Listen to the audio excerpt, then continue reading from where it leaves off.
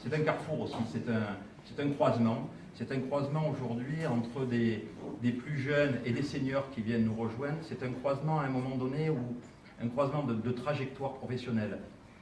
L'entrepreneuriat aujourd'hui a de multiples visages. On connaissait, et notamment dans la French Tech à Compagne, il y a des incubateurs, il y a des pépinières dédiées, il y a des accélérateurs de croissance.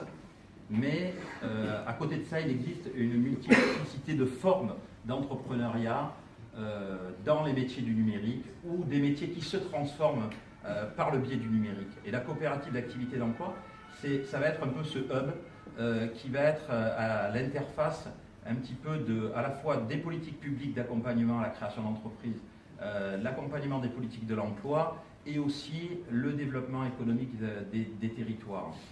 Aujourd'hui, on a à faire face à une externalisation de la production des entreprises. Le salariat change, les statuts changent. On le voit aujourd'hui, le statut des journalistes est en train de changer. Voilà.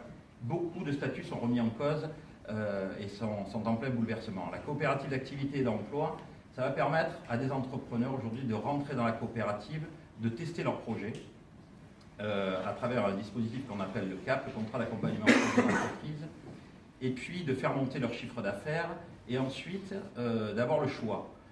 Parce qu'aujourd'hui, il faut avoir le choix. On monte son parcours professionnel, on devient salarié, puis on devient entrepreneur, puis on récupère, on est dans une période de chômage, puis on recrée, puis on devient salarié. C'est ça aujourd'hui la réalité, on retourne en formation. Donc ils ont le choix, à la fin du parcours du test, soit je crée ma boîte, soit mon test n'est pas concluant, je suis réorienté, soit je continue, et c'est ce que nous voulons, parce qu'on est bien dans l'entrepreneuriat collectif, c'est-à-dire que l'entrepreneur va devenir un entrepreneur salarié, et puis un entrepreneur salarié associé. C'est-à-dire qu'il va rentrer au bout d'un moment, on va transformer son chiffre d'affaires en salaire, et puis au bout de 3 ans, il va devenir associé. Alors ce qui change aujourd'hui, c'est la loi, puisqu'aujourd'hui les coopératives d'activité et d'emploi sont dans la loi.